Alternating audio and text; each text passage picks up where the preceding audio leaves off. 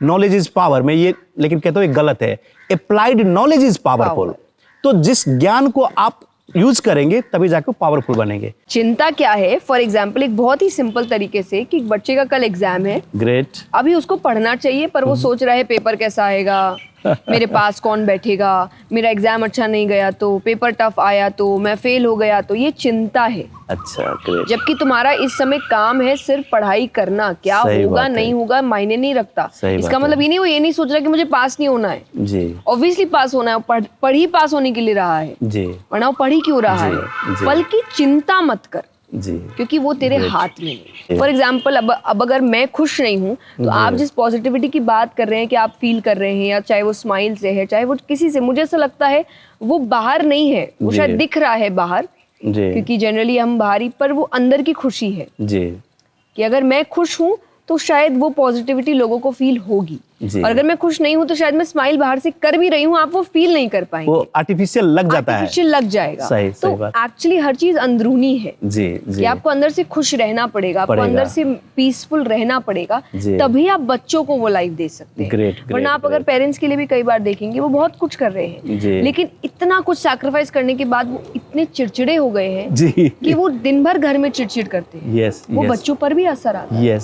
मेरा आपकी कृपा से सब काम हो रहा है, करते हो तुम कन्हैया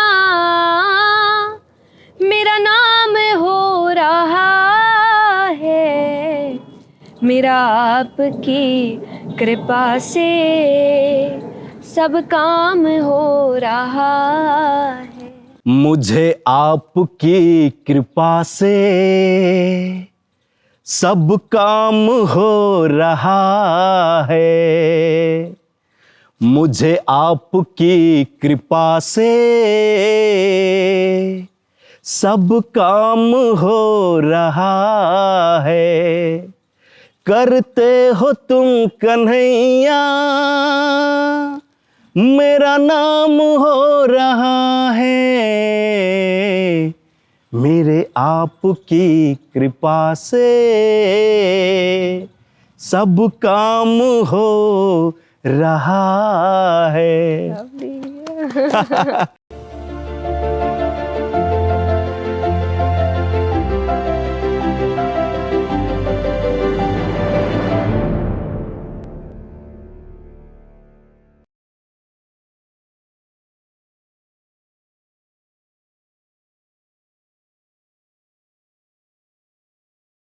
कहते हैं कि क्यों डरे, जिंदगी में क्या होगा, कुछ नहीं होगा तो तजुर्बा तो जरूर होगा। और आज इसी तजुर्बे के लिए ऑल द वे काठमांडू से आज मैं दिल्ली आ चुका हूं। नमस्कार, मैं डॉक्टर नवल पजियार। मेरे जानने वाले मुझे मेमोरी किंग कहते हैं बिकॉज मैं संसार का पहला नेपाली हूं जिसने मेमोरी पावर में ट्रिपल गिनीज वर्ल्ड रिकॉर्ड किए हैं। और आज हमारे इस प्रोग्राम के जो विशेष पर्सनालिटी है, जो खास व्यक्ति है, जिसे आप सब जानते हैं, और उन्होंने नॉट ओनली हिंदुस्तान में बल्कि पैदा तो हिंदुस्तान में हुए हैं, इंडिया में हुए, लेकिन वर्ल्ड वाइड उनका जो नेम फेम है और अपने पॉजिटिविटी के, अपने मोटिवेशनल सेमिनार से, स्पिरिचुअलिटी के वे से लोगों में बदलाव लाते रहे हैं। तो चलिए देर न करते हुए आप सबको स्वागत करते हैं ये VFI टॉक्स में। और आज है हमारे guest special motivational speaker, spiritual orator, none other than Jaya Kishori ji. Jaya Kishori ji, स्वागत करते हैं आपको। बहुत बहुत धन्यवाद, थैंक यू सो मच। आपने जो भी इतनी सुंदर बातें कही, एंड आई एम हैप्पी कि थोड़ा बहुत जो मैंने काम किया है वो शायद पहुंच रहा है, इसीलिए आप अप्रिशिएट कर रहे हैं। थैंक यू सो मच मुझे बुलाने के लिए। My pleasure. तो कैसा चल रहा है आजकल, समय कैसा चल रहा है आपका, कितना बिजी रहते हैं? काफी अभी थोड़ा गॉड्स ग्रेस बहुत बिजी चल रहा है जी, क्योंकि मैं हमेशा कहती हूँ कि कोविड के समय ने एक चीज़ तो सिखा दी, काम का महत्व बता दिया जी। कि शुरुआती में फिर भी ऐसा लगता था कभी कि अरे बहुत काम हो रहा है या अभी थोड़ा कम करना है, पर आई थिंक कि जो एक ब्रेक लगा था उसके बाद अब मन नहीं है कि काम में कोई भी ब्रेक लगे, काम करते रहे। और हमारा काम ही ऐसा है जहाँ पर सिर्फ हमारा फायदा नहीं होता, दूसरों का भी होता है, तो ऐसा काम तो मुझे लगता है कभी नहीं रुकना चाहिए। सही बात है, सही बात है। अच्छा चल रहा है काफी। एक्चुअली आगे हम बात करें उससे पहले मेरे मन में एक ख्याल है कि मैंने सुना है कि आप 6 साल से ही स्पिरिचुअली टॉक में आ गए हैं, तो मेरे को सरप्राइज हो रहा है बिकॉज पिछले 16 वर्ष से तो मैं भी मेमोरी माइंड पावर की ट्रेनिंग में हूँ, लेकिन उस समय मेरा कुछ उम्र हो गया था जब मैं शुरुआत किया। तो आप कैसे ये 6 साल में कैसे शुरुआत की है आपने? तो मैंने पहले शुरुआत भजनों से की थी, जो मुझे लगता है मेरे लिए मेडिटेशन का एक बहुत अच्छा स्तोत्र रहा जी। तो मैंने शुरुआत भजनों से की, तब मैं 6 साल की ही थी। अच्छा। और मैं हमेशा कहती हूँ कि मुझे नहीं पता ये कैसे हुआ। ओके। क्योंकि आपको तभी पता होता है जब आप प्लानिंग करते हैं जी। लेकिन जो चीज़ें अपने आप हो जाती है वो आप प्लान नहीं करते जी। ओके। तो मेरी ये चीज़ अपने आप हो चुकी थी। ओके। कि बस घर का माहौल हमेशा से बहुत रिलीजियस था। ओके। हमें नॉर्मल कहानियों की बजाय भगवान की कहानियाँ सुनाई जाती थी। ग्रेट। भगवान के भजन सुनाए जाते थे, हनुमान चालीसा होती थी घर पे। जी। तो उस वजह से हमेशा से कुछ चीज़ें याद थी, भजन याद थे, कहानियाँ याद थी। और एक इंटरेस्ट उस तरफ जागता गया था। ओके। तो शायद उसी का एक कॉन्सिक्वेंस था कि मैं इस तरफ मेरा झुकाव था। जी। और एक क्यूरियोसिटी थी कि मुझे जानना था कि ये सब क्या है। ओके। और शायद उस जिज्ञासा ने मुझे इस पाथ की ओर, इस मार्ग पे आपको लाते रह गए। ग्रेट ग्रेट, बहुत बढ़िया। तो जैसे जया जी, हमारे घर में हमारे नाना जी हुआ करते थे, वो कहा करते थे कि जैसे तुम मंदिर जाते हो, इतने घंटे लाइन में लगते हो, या तुम फास्टिंग करते हो कि भगवान मुझे पास करा दे, ऐसा हो दे, तो ऐसा होता नहीं है। उसकी बजाय अगर तुम्हारा जो काम करना है, जैसे पढ़ना है, बीइंग ए स्टूडेंट, तो तुम शिद्दत के साथ पढ़ो, पूरी ईमानदारी के साथ उसमें अपना बेस्ट परफॉर्मेंस दो, तो वही शायद तुम्हारे लिए पूजा रहेगा। मंदिर जाने की जरूरत नहीं है। और कोई देखने देखे जिसके लिए तुम पूजा करना चाहते हो तो तुम्हें हर वक्त देखता रहता है। तो जो स्पिरिचुअलिटी होता है, उन्होंने वो यही कहते थे कि जो काम है दिल से करो। तो आप इसी लाइन में, तो मुझे नहीं लगता कि आपसे बेहतर कोई इसको और समझा सकते हैं। तो क्या इसको थोड़ा एक्सप्लेन कर देंगे कि लाइक स्पिरिचुअलिटी को क्या है? बिकॉज लोग रिलीजियस वर्ड और स्पिरिचुअलिटी को सेम समझते हैं, जबकि थोड़ा लगता है मुझे अलग बात है ये। जी जी। मैं ये हमेशा कहती हूँ कि ये थोड़ा अलग है पर ये इंटरकनेक्टेड है कहीं ना कहीं। अपने अपने तरीके हैं, पर डेफिनेटली जब आप कोई चीज़ के प्रति काम कर रहे हैं तो कर्म ही आपका रास्ता है। और जो रिलीजियस टेक्स्ट बुक्स आपसे कहते हैं, इसलिए मैंने कहा ये इंटरकनेक्टेड है। जब आप रिलीजियस है तो आप स्क्रिप्चर्स पढ़ते हैं। फॉर एग्जांपल हम गीता जी पढ़ते हैं। गीता जी में सबसे पहले ये लिखा है, कर्मण्यवाधिकारस्ते मा फलेषु कदाचन, कर्म कर, फल की चिंता मत कर, कि मेहनत कर। जी। वहाँ पर पहले ही आपको बता दिया गया कि आपको अपने काम के प्रति मेहनत दिखानी पड़ेगी, आपको काम करना पड़ेगा। बाकी जो काम है वो ऊपर वाला कर रहा है। तो ये आपको रिलीजियस टेक्स्ट भी यही सिखाते हैं। पर जब आप पूजा पाठ की बात करते हैं तो वो आपके काम के लिए स्पेसिफिकली नहीं होती, वो आपके मन की शांति के लिए है। आपको पवित्र करने के लिए है, आपको खुश करने के लिए है। फॉर एग्जाम्पल कि एक रूल है कि जब भी घर आते हैं तो सबसे पहले काम से आप स्नान करिए, आप नहाइए और फिर आप थोड़ा सा पूजा करिए, प्रेयर करिए अपनी, और फिर अपनी फैमिली से मिलिए। ऑलराइट। अब इसका अगर आप साइंटिफिकली रीजन समझने की कोशिश करें तो पहली चीज, जब आप बाहर रहते हैं आप बहुत नेगेटिव चीजों से भी आपका सामना होता है। आप कई नेगेटिव वाइब्स के साथ भी रहते हैं। कई बार आप बहुत आपका मूड ऑफ है तो आप कई बार देखेंगे कि नहाने से एक व्यक्ति को बहुत अच्छा फील होता है। तो सबसे पहली चीज नहाना। देन वो नेगेटिविटी को दूर करने के लिए आपको एक पॉजिटिव अट्रैक्शन चाहिए। भगवान से अच्छा positive attraction I don't think कहीं भी हो सकता है। तो आपको प्रेयर करने को कहा जाता है। तो कहीं ना कहीं इस पूरे प्रोसेस में आपका जो नेगेटिव वाइब बाहर से आपको मिला था वो खत्म हो जाता है। अच्छा, जो कवच रहता है नेगेटिव वाला वो उतर जाता है। और जब आप परिवार से मिलते हैं तो आप वापस से खुश होके मिलते हैं। तो इससे झगड़े नहीं होते। ग्रेट। ताकि वो आपके बाहर का नेगेटिविटी वाला कवच आपको परिवार को इफेक्ट ना करे, इसके लिए ये करना पड़ता है। बहुत बढ़िया, बहुत बढ़िया। Great, so nice, so nice. लेकिन एक चीज, जैसे कि हम सब जानते भी है और लोग मानते भी है कि हम सब एक एनर्जी है और संसार में हर चीज की एनर्जी है। और आज जो भी कोई सुखी है या दुखी है, अपने एनर्जी के, अपने ऑरा के कारण से ही होता है। तो एनर्जी को अच्छा रखने के लिए, जैसे कभी कभी आपको कोई दिन इतना अच्छा लगता है कि आप ही इस ब्रह्मांड का राजा हो, और कोई दिन ऐसा लगता है कि आपकी इस दुनिया में अस्तित्व है ही नहीं। तो इंसान अपने एनर्जी को प्यूरिफाई कैसे रखे, और जो एक्साइटमेंट रहता है कि एनर्जी लेवल हाई रहता है, उसको कैसे मेंटेन करे आपके हिसाब से? देखिए, स्क्रिप्चर्स की, क्योंकि मैं मोस्टली स्क्रिप्चर्स से पढ़ के ही बातें करती हूँ, या मैं सनातन धर्म जो कहता है उसी पर बात करती हूँ। मुझे ऐसा लगता है स्क्रिप्चर्स आपको आपके पूरे हैबिट्स के थ्रू ही बताता है। जैसे 3 गुण होते हैं, सात्विक, तामसिक, राजसिक। तो आपको सात्विकता की ओर ही बढ़ना चाहिए, ये बताया गया है। एंड सात्विकता का मतलब है कि आपका सराउंडिंग अच्छा होना चाहिए, आपके लोग अच्छे होने चाहिए, संगत जिसके साथ आप संगत करते हैं, संगत है आपकी वो अच्छी होनी चाहिए, आप किनको देख रहे हैं, किनको सुन रहे हैं, वो अच्छे होने चाहिए। फॉर एग्जाम्पल, जब मैंने बहुत सुंदर बात कहीं देखी थी कि जैसे जंक फूड होता है वैसे जंक मीडिया भी होता है। कि आप जब इंटरनेट खोल रहे हैं तो आप कुछ भी मत देखिए। फॉर एग्जाम्पल, आज हम अच्छी बातें कर रहे हैं जी, ये भी इंटरनेट पे जाएगा, पर कुछ ऐसी बातें भी है जो नेगेटिव होती है, कई ऐसी न्यूज होती है जो नेगेटिव होती है, वो फास्ट अट्रैक्ट भी करती है, और वो भी इंटरनेट में होता है। लेकिन आप जो इजी है, जो फास्ट आपको अट्रैक्ट करिए, आप उसी की तरफ बढ़ते हैं जी, तो आप अपने आप एक नेगेटिव एनर्जी की ओर बढ़ रहे हैं। तो इस तरीके से आप जो सुन रहे हैं वो भी पॉजिटिव होना चाहिए, आपके आसपास के लोग, आपका खाना पॉजिटिव होना चाहिए। ग्रेट। सात्विक खाना क्या होता है? जो आपके हार्मोन लेवल को बैलेंस में लेकर आए। फॉर एग्जाम्पल, जब हम बहुत तेल मसाला चटपटा खाते हैं तो आप कभी भी पीसफुल महसूस नहीं करते, आपको सब कि बहुत मजा आया, बहुत एक तरीके से लेवल्स हाई होते हैं आपके हार्मोन लेवल्स, आप बहुत खुश हो जाते हैं, आप बहुत एक्साइटेड हो जाते हैं, कुछ भी बहुत नहीं होना चाहिए। फॉर एग्जाम्पल, मैंने अपने पेरेंट्स से हमेशा सुना, अति अंतता क्षति जी। किसी की भी अति खराब होती है जी। तो अगर कोई भी चीज इमोशंस की भी अति हो तो वो खराब होती है, इसलिए हर चीज में बैलेंस मतलब लिमिट क्रॉस नहीं होना चाहिए। Exactly right. तो ये एनर्जीज है, तो हर जगह की जो पॉजिटिव एनर्जी है वो होनी चाहिए, एक नहीं। खाना है, मिलना है, काम है, लोग है, रिश्तेदार है, सराउंडिंग है, ये सब पॉजिटिव होने चाहिए, तब जाके आप हमेशा एक पॉजिटिव एनर्जी से कनेक्टेड रहें। तो कहीं पढ़ा था, कहते ना कि जैसी संगति वैसी रंगति, और इंग्लिश में कहीं पे 2 लाइन लिखी थी कि 2 things influence you the more, the book you read and the person you meet.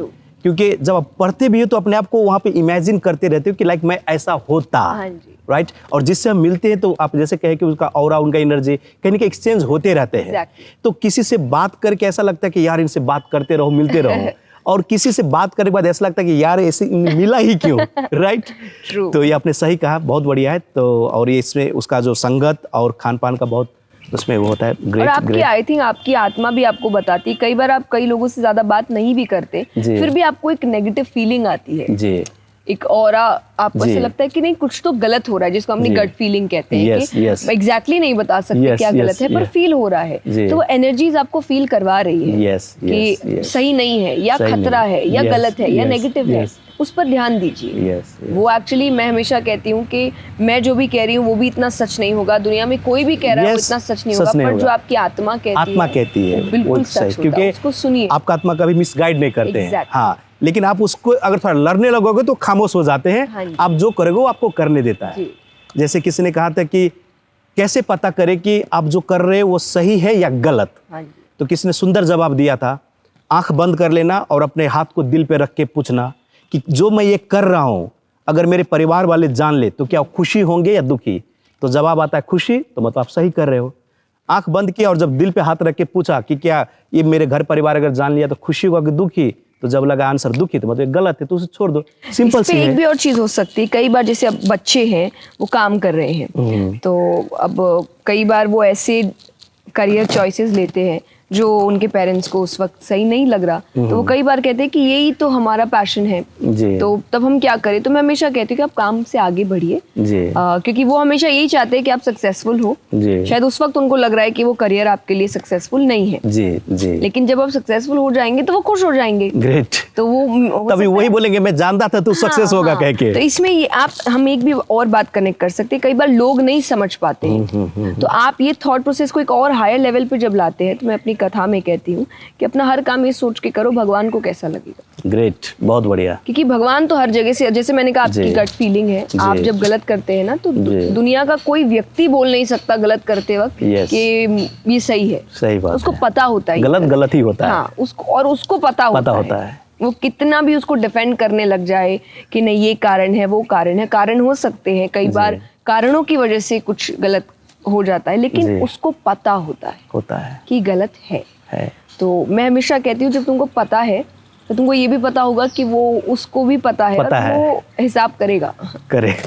तो इसीलिए आप हर काम के वक्त ये सोचिए कि उसको कैसा लगेगा। अगर आपको आंसर आया कि उसको अच्छा लगेगा कर दो, अगर आंसर आया उसको अच्छा नहीं लगेगा तो मत करो। ग्रेट, बहुत बढ़िया, क्या खूब कहा आपने। एक मैंने और नई लर्निंग सीख ली आपसे आज। ये जैसे आपने कही ना ये एनर्जी वाली बात, जैसे किसी से मिला और दिल में आपको अच्छा नहीं लगता है, तो आज के हिसाब से किसी ने स्ट्रिक्ट एक रूल ही दिया था कि जिनसे मिलके आपको बुरा फील हो, आपको लाइक डिसरिस्पेक्ट फील तो बात की बात है, लेकिन बुरा फील हो, नेगेटिव आपका मूड हो जाए, तो उस इंसान से थोड़ा दूरी बनाने में बेहतर होता है। क्या ये सही है? बिल्कुल सही है, क्योंकि एनर्जीज झूठ नहीं बोलती। यस। और मैं ये जरूर कहूंगी कि आप, अगर वो इंसान आपका कोई अपना है जी, तो आप उस सिचुएशन को जानने की कोशिश करिए। जी। लेकिन अगर नहीं तो आई थिंक मैं नहीं कहती किसी को जज करना है जी, कि अगर तो हमें कोई हक ही नहीं है कि अगर आपको एनर्जी अच्छी नहीं आ रही, तो मैं ये नहीं कह रही हूँ आप उस इंसान को गलत साबित कर दे, या बोले कि नहीं मुझे नहीं आई तो इंसान गलत ही होगा। नहीं, मुझे नहीं आई, मे बी ये एनर्जीज मैच नहीं हो रही है, बहुत बढ़िया, तो वो किसी और के साथ हो सकता है, वो इंसान किसी और को बहुत अच्छा लगेगा। ग्रेट, उसकी एनर्जी, तो ये एनर्जीज की बात है। हमारी एनर्जी मैच नहीं हो रही है, तो आप दूर हो जाए, लेकिन दूर होने का मतलब हेटफुल होना नहीं है। यस, मतलब जो जहाँ पे वहीं पे रहे, लेकिन खुश रहे। हाँ जी, बस आप अपने काम में बिजी हो जाए। Live and let live. Yes, मतलब लेट गो जो कहते हैं, लेट गो सिस्टम। बहुत बढ़िया। जैसे कि सब जानते हैं Buddha was born in Nepal, right? और नेपाल खास करके जो फेमस है, जो लोग आते हैं वहाँ पे, ये खास करके आपको ये गौतम बुद्ध के लिए, पशुपतिनाथ जी का दर्शन करने के लिए, माउंट एवरेस्ट के लिए, तो आपका दिल नहीं किया कि कभी ये ट्रैकिंग पे जाए, कभी स्पिरिचुअली वहाँ पे हिमालय में जाके हम भी थोड़ा कुछ मेडिटेशन कर लें? नहीं, बिल्कुल मन तो करता है, पर बहुत रिसेंट में ही ये चीज़ें शुरू हुई है जी। क्योंकि एज वाइज भी बात होती है, एज फैक्टर है इंडिया में।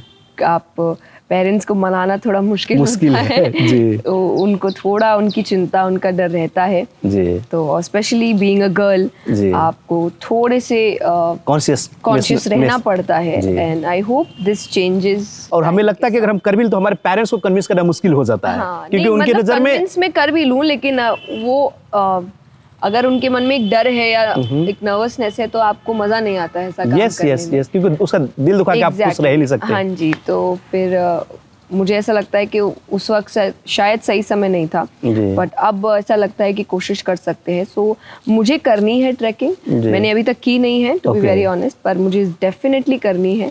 जरूर। नेपाल में आपका हमेशा स्वागत रहेगा। तो जैसे ना जया जी की अभी फैमिली में जो खासकर टीनेजर बच्चे लोग होते हैं, तो पेरेंट्स भले उसका तरीका गलत क्यों ना हो, लेकिन उनका इंटेंशन तो अपने बच्चे के प्रति हमेशा प्योर ही रहता है। तरीका में भी गलत हो सकता है, तो ज़्यादातर, नॉट कि ऑल, वो डिपेंड करता है कि उसको नर्चर किस किस्म से हुआ है, उसका नेचर कैसा है, उसके पे डिपेंड करता है। तो आजकल के टीनेजर में पेरेंट्स को जो थोड़ा लाइक शत्रु समझना, दुश्मन समझना, पेरेंट्स कुछ कहे तो उसके वो एंटी चले जाना, और वो जो फिजिकली साथ एक ही घर में रहते भी, चाहे वो हस्बैंड वाइफ की क्यों ना हो, तो वो डिटैचमेंट जो थोड़ा हो रहा है, तो उसको जैसे पहले हमारे एक ज़माने में हुआ करते थे कि हम सब परिवार साथ, हमारे ज़माना मतलब हमारे दादा के ज़माना में, हम भी अभी के तरह इसी ज़माने के हैं, तो सब साथ रहा करते थे। लेकिन अभी एक ही घर में देखो, खाना कोई सिंगल खाना को दिल करता है, कोई मोबाइल देखते देखते खा लेते हैं, राइट? वाइफ बिजी रहते पकाने में, हस्बैंड खा के निकल जाते, तारीफ भी नहीं करते कि यार इतना अच्छा पकाया था, और वाइफ वेटिंग में रह जाते अप्रिसिएशन के लिए। तो ये सब जो डिस्ट्रैक्शन चल रहा है, तो इसके लिए क्या बेहतर आपके एक सजेशन होगा जो टीनेजर अगर ध्यान में रखे तो उनका लाइफ और उनका जो फैमिली वाला लाइफ, सबकी लाइफ थोड़ा अच्छा हो जाए? सी टू बी वेरी ऑनेस्ट, मुझे ऐसा लगता है कि ये दोनों तरफा एक बातें हैं, क्योंकि टीनेजर्स की भी मैं पूरी गलती नहीं मानती, और पेरेंट्स की भी मैं पूरी गलती नहीं मानती।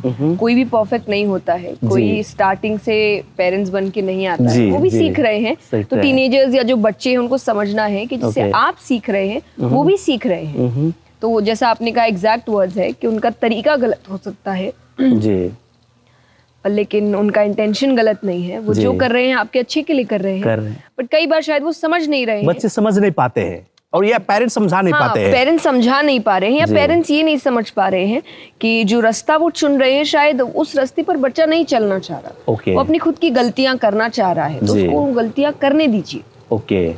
मैं हमेशा कहती हूँ पेरेंट्स के लिए कि आप कब तक रोक लेंगे जी, जब तक आप हैं जी, आप तब तक ही बचा सकते हैं, लेकिन आपके जाने के बाद कौन बचाएगा जी।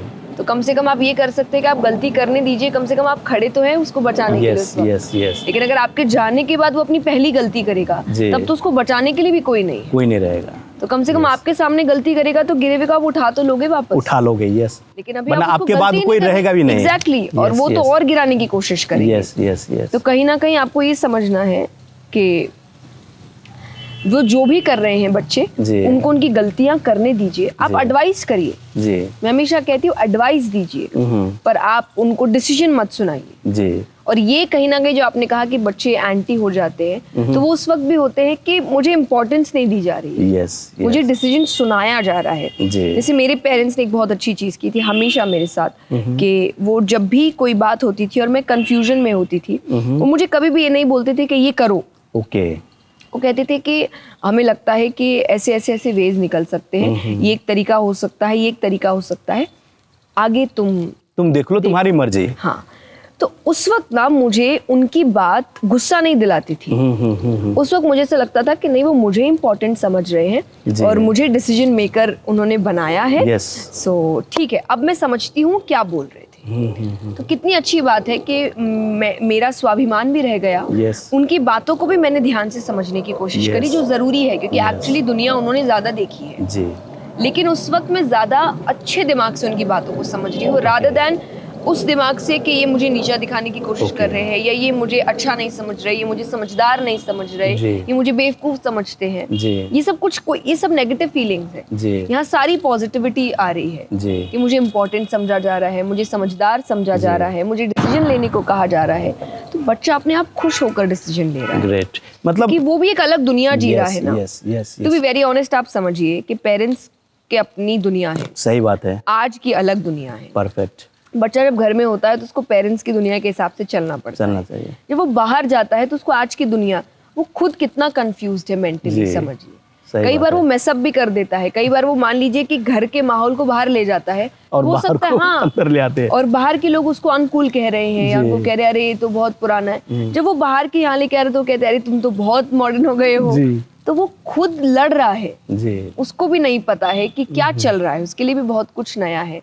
तो आई थिंक जरूरत है दोनों एक दूसरे की सिचुएशंस को समझे और दोनों आगे बढ़े, तभी सिचुएशन ठीक हो सकती है। जैसे कि आपने कहा बहुत बढ़िया जयकिशोरी जी की, लाइक कोई भी पेरेंट्स अपने बच्चे को अगर सजेस्ट करे तो ये नहीं कि तुम ये नहीं ये करो, जैसे आजकल जनरली कहते हैं ये मत करो वो मत करो, लेकिन क्या करो वो नहीं कहते हैं। तो कहने का अगर कभी सजेशन देना आप यही कहना चाहते हैं कि बच्चे को हमेशा ये देखो क्या करना है तेरी मर्जी, लेकिन मुझे लगता है शायद ऐसा करेंगे तो ऐसा रिजल्ट आ सकता है। तो ऐसा करें तो उसको दिल पे लगे, जैसे आपने कहा कि आपके पेरेंट्स ने आपको इसे सिखाया। बहुत बढ़िया, ये बहुत बड़ी। इस पे एक बहुत सुंदर कोट भी है कि कैसे सोचना है ये सिखाओ, क्या सोचना है मत सिखाओ। यस यस, पर सोचना कैसे है ये जरूर सीखना है। बाकी सोच उसकी खुद की होनी चाहिए। परफेक्ट, बहुत बहुत खूब, बहुत खूब, बहुत खूब। मुझे तो लगता है कि लाइक आप जो बात करते हैं ना, वो जो दिल से दिल तक तो पहुंचता ही है, लेकिन उस शब्द से पहले लोगों की बदलाव यूं ही आ जाएगा आपके स्माइल से, बिकॉज अब इतनी प्यारी मुस्कान है, स्माइलिंग चेहरा है, तो यू नो इतना पॉजिटिविटी तो ऐसे ही जा रहा है लोगों में, और वो लोगों को लगा कि यार लाइफ बन गई। Very nice, very nice. लेकिन एक चीज देखा है मैंने जया जी की, लाइक बच्चे लोग खास करके जो उनके पढ़ते समय में, जैसे अभी जो कोई टीनेजर है जो अभी इंटर में है, बैचलर में, ग्रेजुएशन मास्टर करने वाले हैं, तो वो लोग अपने कैरियर के बजाय और स्टडी पे फोकस के बजाय पेरेंट्स को थोड़ा हो सकता है अंधेरे में रख के यू नो साथियों के साथ बाहर जाना, चिट चैट करना, टाइम वेस्ट करना, और वो क्विक थोड़ा यू नो इंटरटेनमेंट के, और जो उससे थोड़ा अच्छा लगता है उसमें फास्ट अट्रैक्ट हो रहा है। तो वो बच्चे को आप क्या कहना चाहेंगे और क्या चीज को ध्यान में रखते हैं डिस्ट्रैक्ट, क्योंकि उनको भी पता है, जैसे आपने कहा वो गलत कर रहा है, मतलब गलत करने वाले को पता है कि वो गलत कर रहा हूं। तो जानना जरूरी नहीं है, जान के कुछ करना बहुत जरूरी होता है।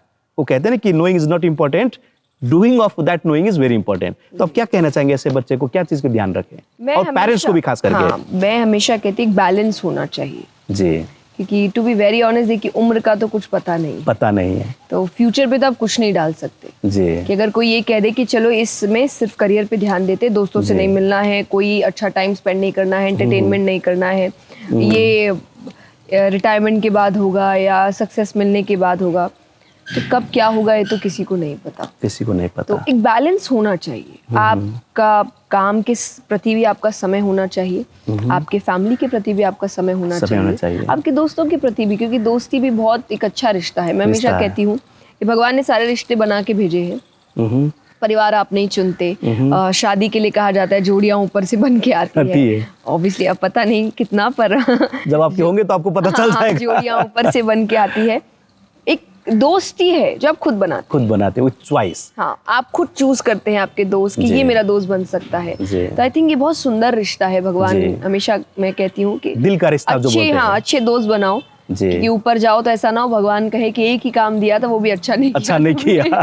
तो अच्छे दोस्त बनाओ, पर हाँ बनाओ। दोस्ती बहुत अच्छी है, बहुत अच्छा रिश्ता है ये। आपको एक सपोर्ट सिस्टम मिलता है, आपको अपनी जैसे सोचने वाले लोग मिलते हैं, और वैसे ही ढूंढने चाहिए आपको। मैं हमेशा कहती हूँ लाइक माइंडेड इंसान, लाइक माइंडेड, आदतें भले ही ना मिले, माइंडसेट मिलना चाहिए जी। कि आदत हो सकता है अलग अलग पर माइंडसेट एक ही। माइंडसेट है किसी का, फॉर एग्जांपल कि आदतें अलग अलग है। कोई किसी को खाना खिला के खुश कर रहा है, किसी को गिफ्ट देकर खुश कर रहा है, कोई सेवा करके खुश कर रहा है।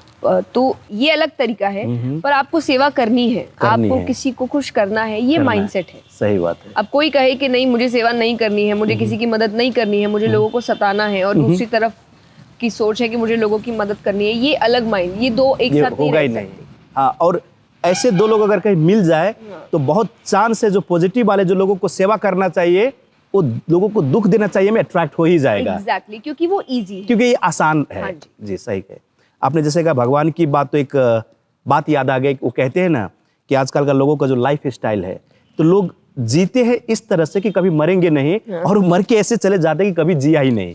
तो आप क्या कहना चाहते हैं, लाइक व्यक्ति का लाइफ स्टाइल अभी का जो फास्ट लाइफ है, आपने कहा गीता के अनुसार से कि अपना कर्म कर, फल की इच्छा मत कर, लेकिन अभी का जो फास्ट लाइफ है, जो अभी कलयुग का भी जो ग्रोथ वाली लाइफ है, लोग फास्ट रिजल्ट चाहते हैं। वो कहते भी है कि बिना फल की हर कर्म बेकार भी है।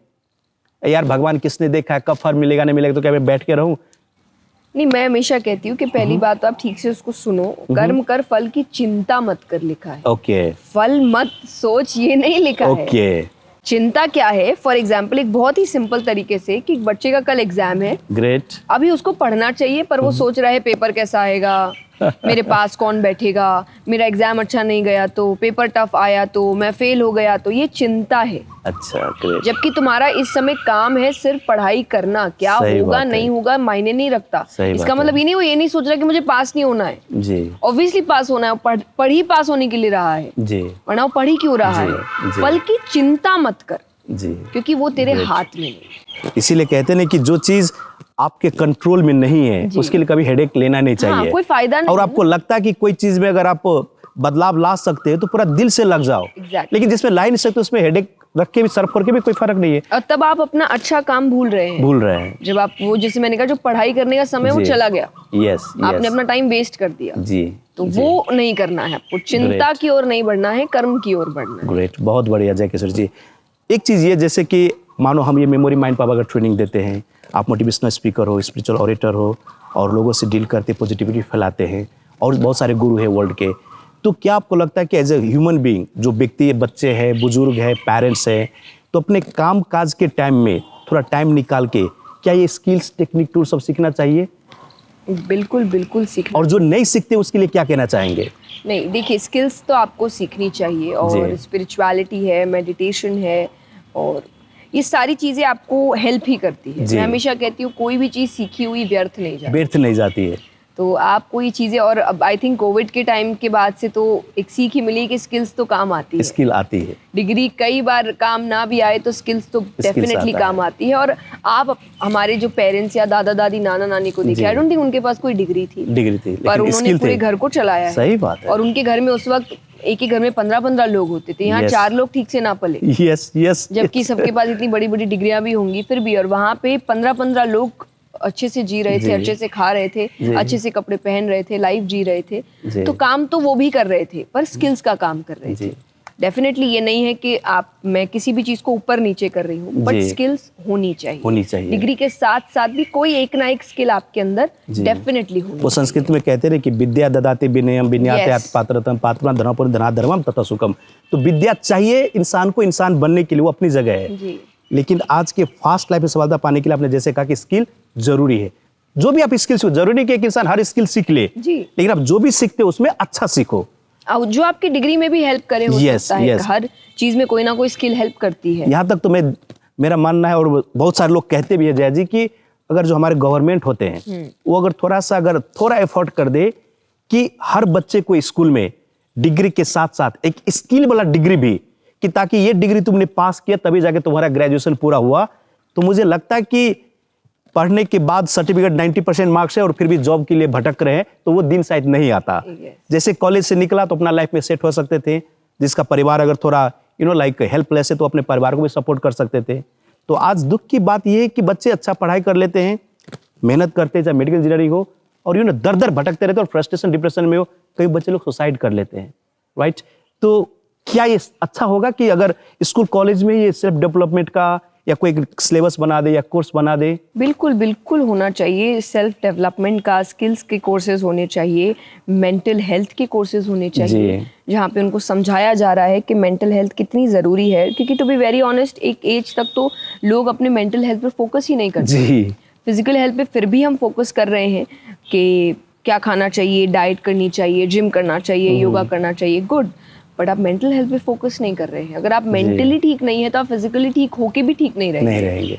आप कुछ काम नहीं करेंगे, या फिर आपका मेंटल हेल्थ आपके फिजिकल हेल्थ पर हावी होगा। या आप मेंटली अगर अच्छे नहीं है तो आपको, मान लीजिए अगर आज वर्कआउट करने जाना भी है तो आपका मन नहीं करेगा जाने का। सही बात। तो आपका फिजिकल हेल्थ तो उससे हैम्पर हुआ ना। तो मेंटल हेल्थ बहुत ज़रूरी है। तो ये भी स्कूल में एक कोर्स होना चाहिए कि जो बच्चों को बताएं कि आप स्टार्टिंग से कैसे समझ सकते हैं कि कब आपके मेंटल हेल्थ गलत और जा रही है, उसके सिम्टम्स क्या होते हैं, कि बहुत कैजुअल सिम्टम्स होते हैं। फॉर एग्जांपल बहुत सोना, ये भी एक खराब मेंटल हेल्थ का प्रॉब्लम है। या बिल्कुल नहीं सोना, ये भी खराब है। बहुत खाना, ये गीता जी का श्लोक है आपका कि गीता जी भी आपको यही समझाती है कि बहुत खाना खराब है, कम खाना खराब है, बहुत सोना खराब है, कम सोना। तो कोई भी चीज अति, जो हमने कहा, खराब, बहुत कम खराब है, मतलब बैलेंस होना चाहिए। बैलेंस होना चाहिए। तो ये स्कूल्स जिस दिन समझाना शुरू करें तो शायद अभी धीरे धीरे हो सकता है जो गीता जी को एजुकेशन सिस्टम में लाया जा रहा है, पढ़ाया जा रहा है, तो ये काइंड ऑफ एक मेंटल हेल्थ इशू को ठीक करने का एक तरीका हो सकता है। बाकी स्किल्स के लिए डेफिनेटली हमें अभी करने की जरूरत है। हम तो ये भी कहते हैं जया जी कि लाइक जो पेरेंट्स मानो अपना अगर माइंड का, अपना और हेल्थ का ख्याल नहीं करते, वो अपने बच्चे का बड़ा दुश्मन है। इसलिए दुश्मन है कि मान लीजिए जिस पेरेंट्स अपना हेल्थ का ख्याल नहीं किया तो आने वाले दिन उसका हेल्थ तो बिगड़ना ही है। और वो बच्चे जस्ट अगर सेटल हो रहे हैं और 2-4 पैसा उसने कमाया अगर है तो सारा पैसा तो पेरेंट्स के अंदर ही जाएगा, राइट। तो बच्चा तो हमेशा स्ट्रगल में ही रहेगा, तंगी में ही रहेगा। तो पेरेंट्स को चाहिए कि एटलीस्ट और कुछ तो अपनी जगह एटलीस्ट खुद के हेल्थ का ख्याल रखे, खुद का ध्यान रखे, जैसे सेल्फ केयर बोलते हैं, सेल्फ लव बोलते हैं, जैसे फ्लाइट में बोला जाता है पहले अपना मास्क पहने फिर दूसरों की सहायता करें। क्योंकि आप दूसरों की सहायता अगर पहले करेंगे और खुद का ध्यान नहीं रखेंगे तो आप ज्यादा समय तक सहायता कर ही नहीं पाएंगे। तो आपको अगर लंबे समय तक सहायता करनी है तो पहले आपको खुद को खुश रखना पड़ेगा तभी। और जैसे पॉजिटिविटी आपने कहा, फॉर एग्जाम्पल अब अगर मैं खुश नहीं हूँ तो आप जिस पॉजिटिविटी की बात कर रहे हैं कि आप फील कर रहे हैं, या चाहे वो स्माइल से है, चाहे वो किसी से, मुझे ऐसा लगता है वो बाहर नहीं है, वो शायद दिख रहा है बाहर, क्योंकि जनरली हम बाहरी, पर वो अंदर की खुशी है कि अगर मैं खुश हूं तो शायद वो पॉजिटिविटी लोगों को फील होगी। और अगर मैं खुश नहीं हूं तो शायद मैं स्माइल बाहर से कर भी रही हूं, आप वो फील नहीं कर पाएंगे, वो आर्टिफिशियल लग जाता है, आर्टिफिशियल लग जाएगा।